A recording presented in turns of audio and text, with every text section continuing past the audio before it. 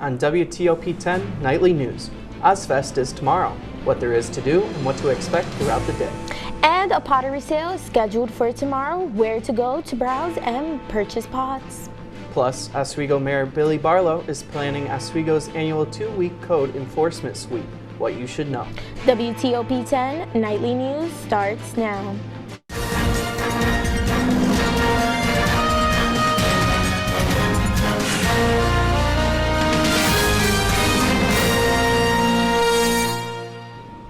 Good evening and welcome to WTOP-10 Nightly News. I'm Seth Appleby. And I'm Amani De La Cruz. Thank you so much for joining us. Tomorrow is the last day of classes. That also means so is Ozfest. From noon to 4 p.m., there will be daytime activities on the lawn of Sweatman Gym and the space. Activities include henna art, food trucks, a mechanical bull, and more. There will be a barbecue at 4 p.m. lasting until 6 p.m. under the tent located in Lot E10 next to Sweatman Gym. After, doors to the Deborah F. Stanley Arena will open for performer Ox Cord Wars at 7:45 p.m., followed by headline performer Party Next Door at 9. There will be a late night breakfast at 8:30 p.m. till midnight at Cooper Dining Hall. Dining hall hours will operate under irregular hours. Make sure to check online at oswego.edu/residentialdininghalls.com. The Student Association of SUNY Oswego has its new president. The president-elect for next year is Austin Davis. Our Scott Brubaker sat down with him this morning on Rise and Shine Oswego. When asked about recent events involving students protesting and speaking out, Davis says that he hopes to hear more from his fellow students directly. I will have office hours there, and I encourage all students, whether you're part of a club or organization or not, to come and chat with me during those office hours. I'd love to hear you. Davis would like to see campus safety improved by bringing back the blue light emergency alarm system. The SUNY Oswego Clay Club, in conjunction with Arts Alive, is hosting an end-of-the-year pottery sale. The event is being held in Tyler Hall Friday, May 13th from 12 p.m. until 4 p.m.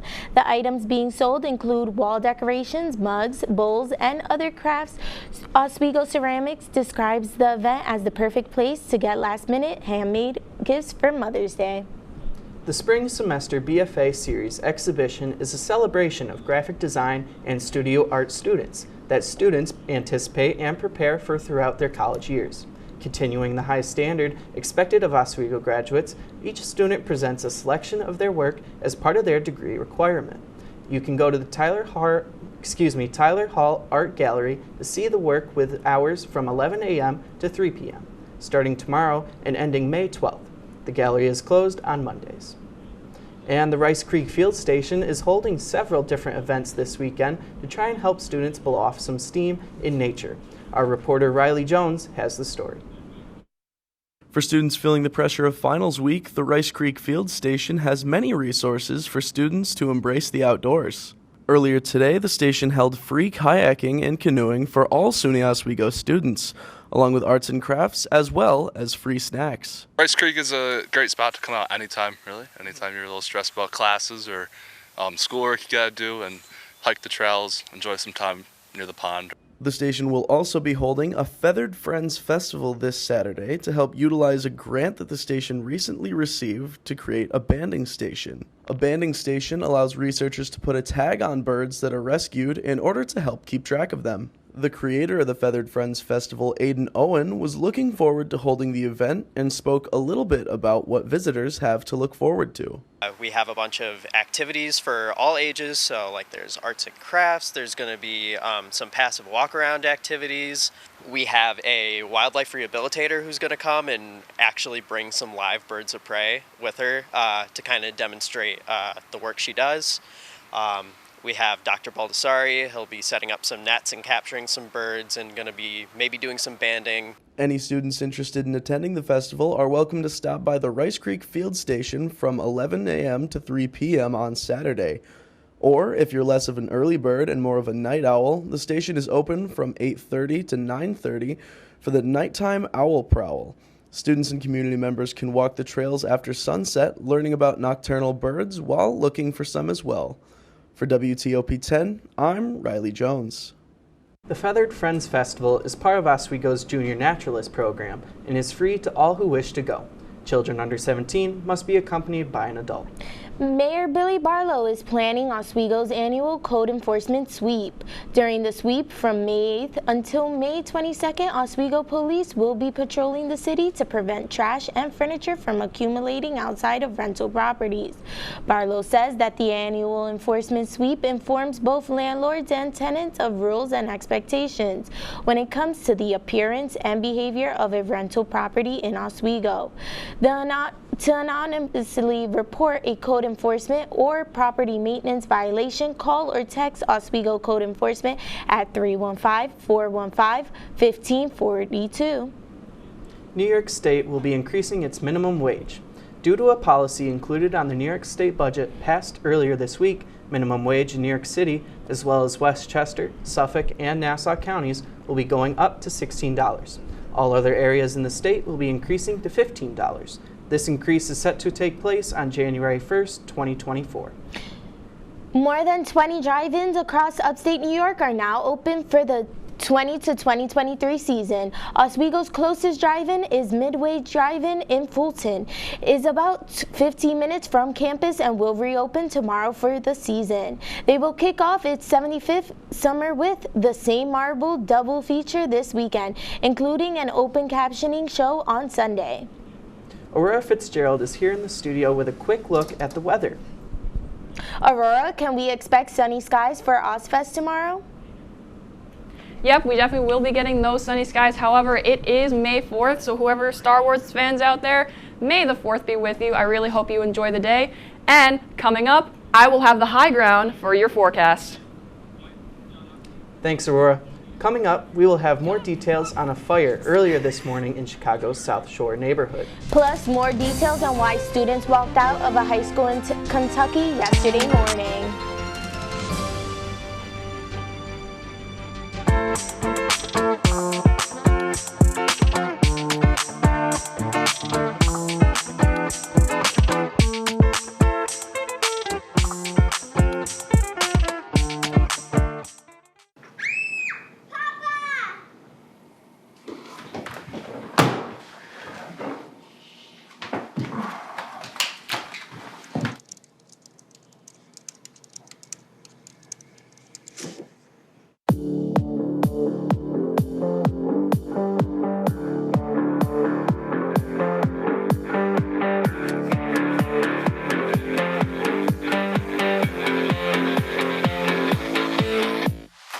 Say, President Stanley, whenever there's bad weather, who would you turn to? I'd turn to Storm Team 10. No, right but you've here. got to say it like this. Storm Team 10. Say it with me.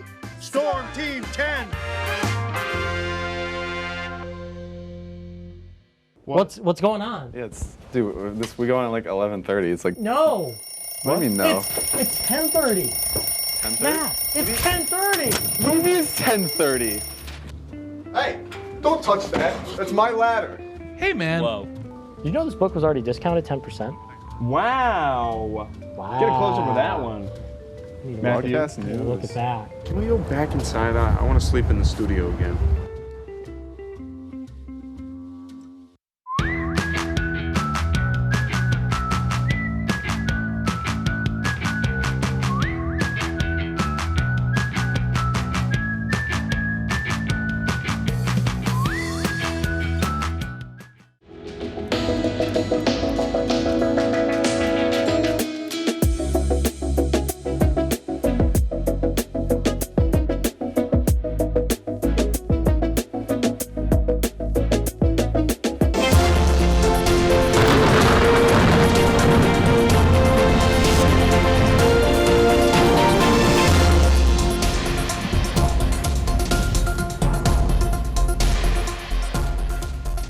Aurora Fitzgerald. So taking a look at our weather headlines, is there going to be any more rain? And spring has officially sprung. Spring temperatures for finals week will also be really beautiful. Now, taking a look at tomorrow, it's going to be sunny, partly cloudy, 56 degrees. The winds are going to be calm, north winds 5 to 9 miles per hour. Tomorrow night, it's definitely going to be a clear night. You might want to go stargazing, however, it will be chilly with 40 degrees. Winds still will be calm. And taking a look at Saturday, it's going to be sunny. The temperatures are rising, 59 degrees. The wind will continue to stay calm. Now, taking a look at our temperature map. I can't believe it. Spring has sprung, as I said before. Taking a look at the Oswego area, the temperatures are going to rise later this week. I'm so happy. So taking a look at our pollen forecast. So tree pollen is definitely going to be high to moderate. So be sure to take those allergy medication. Weed pollen, not so much. Grass pollen, there might be just a little bit out there. Mold also, not that much, not too much to worry about. Taking a look at our 7-day forecast. Friday, 56 degrees, and as we look later in the week, we have 59, 61, 62. Those temperatures are going to continue to rise. Taking a look at Monday, coincidentally my birthday, it's going to be 62 degrees, mostly sunny. Tuesday, Wednesday, and Thursday, still temperatures are going to rise. Spring has sprung. It is going to be absolutely beautiful for finals week. That's all for my full forecast tonight. Now, back to the desk. Thanks, Aurora. A dozen students held a walkout demonstration yesterday morning in Kentucky. The walkout was organized by students at Logan County High School after statements were made by students at the school board meeting on April 18th regarding drugs in the high school. Demonstrators say that the administrators were not taking any action to stop deaths and overdoses due to drugs on campus. A historic verdict reached today in the seditious conspiracy trial against 5 members of Proud Boys surrounding their actions leading up and on the day of the deadly January 6 U.S. Capitol insurrection, Cole Giggins reports. 4 members of the Proud Boys who are alleged to have leadership positions in the far-right extremist group found guilty of seditious conspiracy by a jury in Washington, D.C., more than 2 years after the deadly attack on the U.S. Capitol. Defendants Enrique Tarrio, the Proud Boys' longtime chairman, Ethan Nordine, Joseph Biggs, Zachary Real, and Dominic Pizzola faced a range of charges for their roles to forcibly prevent the peaceful transfer of power from then-President Donald Trump to Joe Biden after the 2020 election. All 5 defendants found guilty of obstruction of an official proceeding, conspiracy to prevent an officer from discharging any duties, obstruction of law enforcement during civil disorder, and destruction of government property and aiding and abetting. This is sending the signal that there are serious consequences to domestic groups that decide to interfere with the workings of democracy. The jury finding Dominic Pizzola not guilty of seditious conspiracy. Unlike the other defendants in this trial, Pizzola is not alleged to have a leadership position in the organization and was inactive in Proud Boys group chats. Prosecutors playing the jury this moment from a presidential debate. Stand back and stand by, but I'll tell you what, somebody's got to do something about Antifa and the left. The defense arguing it was Donald Trump who caused what occurred on January 6th and that Tarrio, who wasn't at the Capitol that day because he had been arrested, was a scapegoat. Prosecutors saying that after the insurrection, Tarrio posted to social media, quote, "Make no mistake, we did this." I'm Cole Higgins reporting. Has not yet reached a verdict with regards to defendants on charges of assaulting, resisting, or impeding certain officers, as well as destruction of government property, aiding and abetting. The jury returned to deliberating on these accounts.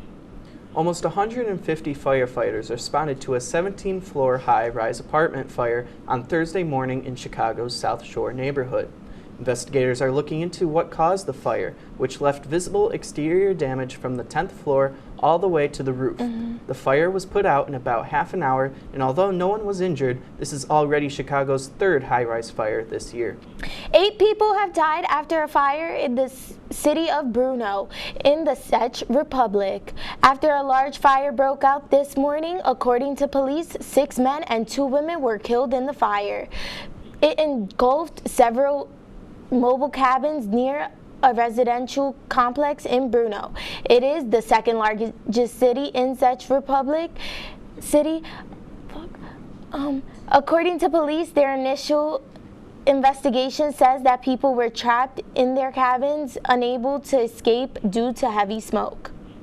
Less than a month is left before King Charles' coronation, where Charles and Queen Consort Camilla Parker Bowles will ride in a gold state coach that has been used at every coronation since William IV in 1831. The coach was first used by King George III to travel to the opening of Parliament in 1762. The coach was last seen during the Platinum Jubilee of Queen Elizabeth II in June of last year. Coming up on WTOP-10 Nightly News, unemployment is down across the United States. We have the latest numbers. But first, North Carolina lawmakers just passed a 12-week abortion bill. Their reactions and more right after the break. What's going on? Yeah, we go on at like 11:30. It's like No. What do you mean no? It's 10:30. 10:30? Nah, it's 10:30. What do you mean it's 10:30? Hey, don't touch that. That's my ladder. Hey, man. Whoa. You know this book was already discounted 10%? Wow. Get a close up of that one. Matthew, Look at that. Can we go back inside? I want to sleep in the studio again.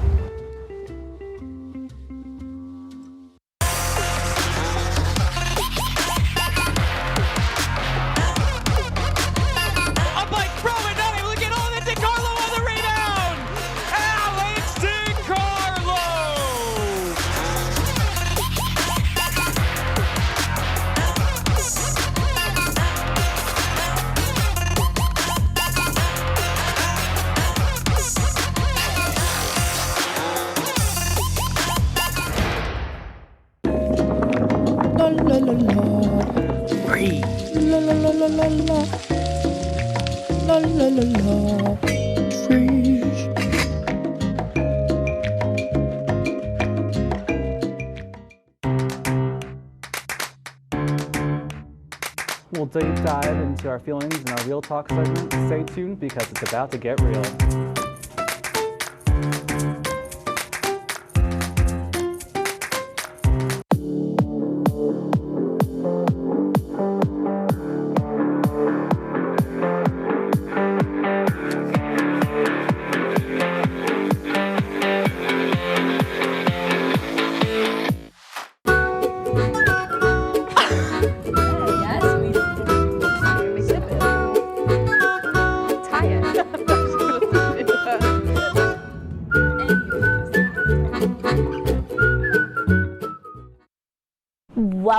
Welcome back to WTOP-10 Nightly News. It's time for tonight's health report.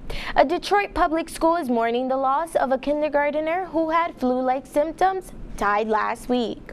Although the cause of death has not been confirmed, school and health officials want to take extra precautions.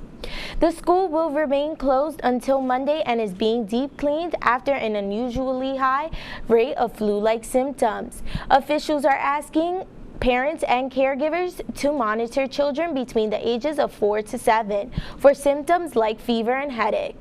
Today, the GOP-controlled North Carolina State House voted to put restrictions on most abortions after 12 weeks of pregnancy. The bill cleared the Republican-controlled State House of Representatives Wednesday. Democratic Governor Roy Cooper will not be able to block it because the GOP has a veto supermajority. Democrats object not only to the bill but also how it is presented. This bill, which I think is about 46 pages, gets dropped in one night in a conference report. We're here for. Meanwhile, GOP lawmakers have been praising the move all week.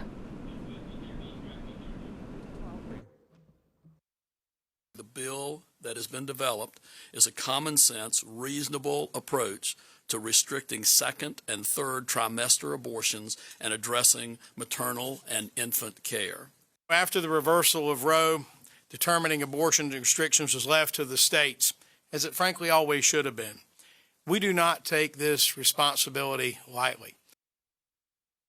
The measure has expectations in cases of rape and incest throughout 20 weeks of pregnancy or in the event of, quote, life-limiting anomaly.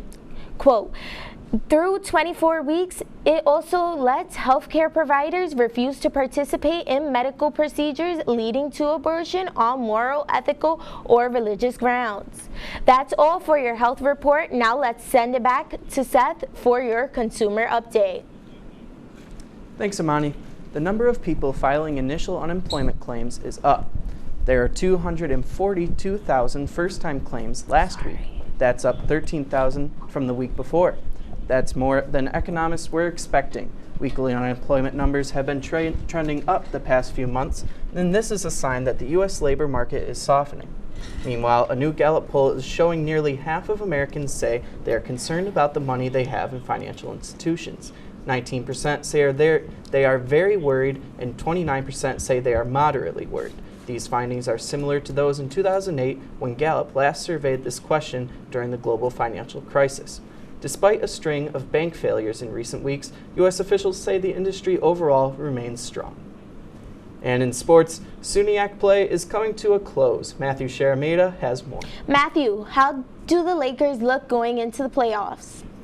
Well, the Lakers are heading into the postseason, breaking records, and the NBA postseason continues in New York. I'll have that and more after the break. And it could be your last chance to see one occur for 2 decades, as the next time one will be visible over the continental U.S. He's May 84. Yarrow told police in the hospital that he had pressed the doorbell and waited. They mix with oxygen and nitrogen and become briefly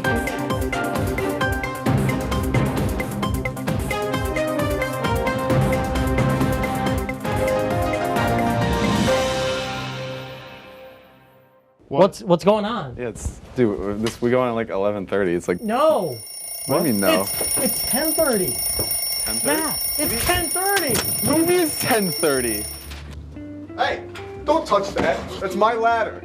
Hey, man. Whoa. You know this book was already discounted 10%? Wow. Get a close up of that one. Matthew, news. Look at that. Can we go back inside? I want to sleep in the studio again.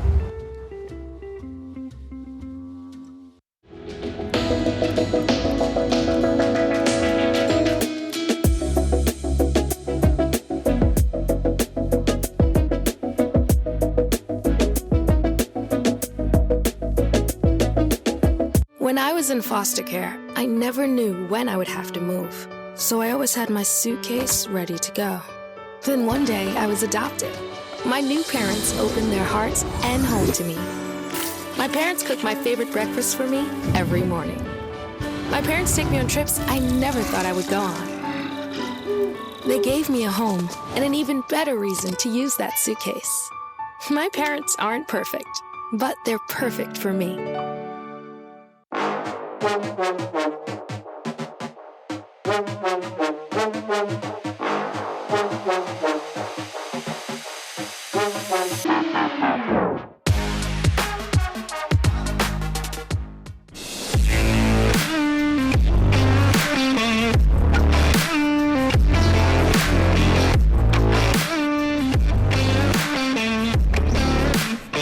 Welcome back to WTOP-10. I'm Matthew Sheremeta, and in the wise words of Master Yoda, sports report, we must. Let's get into your Thursday night news. The Oswego Lakers women lacrosse team wrapped up their regular season yesterday in a 15-9 loss to the Geneseo Knights. Isabella Lembo scored 3 goals in the game, and CeeLo Wiley acquired a hat trick of her own, setting a single-season scoring record for Oswego State. Despite the valiant effort on offense, the Lakers could not compete with the Knights, with Emily Salinger scoring 5 and Elena Reyna scoring 4. This loss brings the Lakers' regular season record to 13-5, their best finish in program history. They will begin tournament play on Saturday, May 6th. And the Oswego State baseball team will close out their regular season this weekend in Brockport, with Game 1 of a 3-game series being played tomorrow at 3. The Lakers are currently 9-6 in the SUNYAC, with Owen Parliament serving as the strongest bat in the lineup with a 1.107 OPS, 8 home runs, and 31 RBIs. For the Golden Eagles, they sit at a 12-3 conference record. Zach Alfred has carried the hot bat all season long with a 1.130 OPS, a 400 batting average, and 40 RBIs. This will be a pivotal series as the SUNYAC championships begin next Thursday. And the NBA postseason is well underway as the New York Knicks and the Miami Heat are tied at 1 game apiece going into Game 3 of the series. The Knicks are coming off a win in Game 2 as Jalen Brunson leads the team in scoring during the playoffs with 25 points per game. Jimmy Butler is averaging 35.5 points per game this postseason for the Heat. However, Butler was forced to sit out during Game 2 with a minor ankle injury. He is likely to return in Game 3 as he will have plenty of rest before Saturday's tip-off at 3:30. And Justin Verlander made his Mets debut earlier today in a 2-0 loss against the Detroit Tigers. Verlander pitched 5 innings for New York after giving up back-to-back blasts in the bottom of the first. The rest of the game was scoreless as Eduardo Rodriguez shut down the New York lineup, pitching 8 innings, striking out 9, giving up only 2 hits. This loss caused the Mets to face a series sweep. They come back to Citi Field tomorrow night looking to bounce back as they host the Colorado Rockies. And we look at the injury-plagued New York Yankees as they take on the Cleveland Guardians. This ball's going to swipe its Metro card. It's going for a ride and a very long one. That's Willie Calhoun delivering to cut the lead in half for New York. But they are not finished. Jake Bowers drills this one to right field. And man, Jake can rake. It's a tie ball game in the 5th inning. But now we're going into the top of the 9th. Cleveland wants to finish what they started. Oscar Gonzalez bloops this one to left center. 3 pinstripe players surrounding it. None of them come up with it. 2 of them down. A run will score. Cleveland takes the lead in the 3rd, and Harrison Bader is going to walk off very shaken up. But don't call it a comeback. It's LL Cool Hoon. His mama said knock that tying run in, so that's what he did. Tie ball game, bottom of the 9th for Calhoun. And how about some free baseball in the 10th inning? Jose Trevino drives it to left field. The game-winning run will score. Yankees win in walk-off fashion. Jose, Jose, Jose, Jose. The Yankees come out on top 4-3, bringing this series to a close. They will start back up in Tampa Bay tomorrow for Cinco de Mayo. And that's going to do it for sports tonight. We'll be right back for one final goodbye of the semester, right after the break. I know kids worry about a lot of things. Getting enough food to eat shouldn't be one of them. Through a nationwide network of food banks, Feeding America serves virtually every community in the United States. See how you can help your community. Visit feedingamerica.org.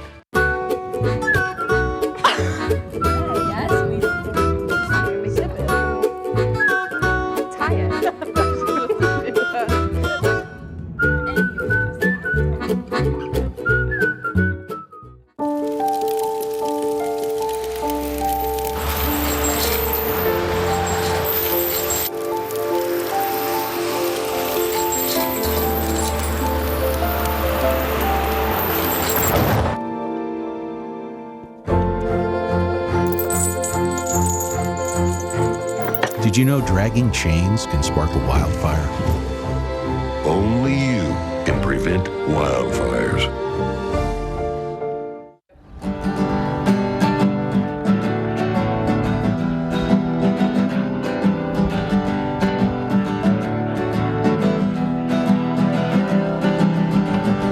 We're here for you, we're here for you. This is your channel 2. With sports and news and what to do, we're here for you.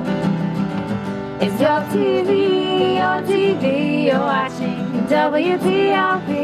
Your TV, thanks for watching WTOP.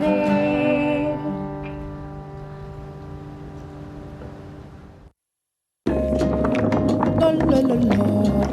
Free. La la la la la la. La la la la. Freeze.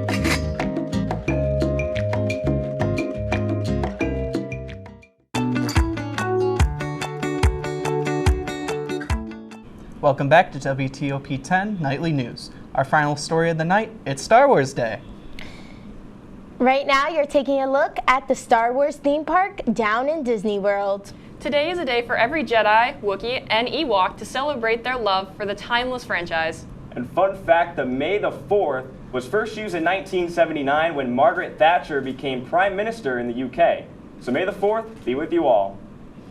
Hey guys, you want to see a cool trick? My personal friend Darth Vader taught me it. Never. It's okay. What's wrong with you? Good. It's okay. You're my friend. I wouldn't actually do that. It's just for show. You know, I gotta impress people. That's a report for tonight. Thank you so much for joining us the entire semester. Have a great rest of your evening. Bye-bye. May the 4th be with you. Stay tuned for the Mick and Nick Show.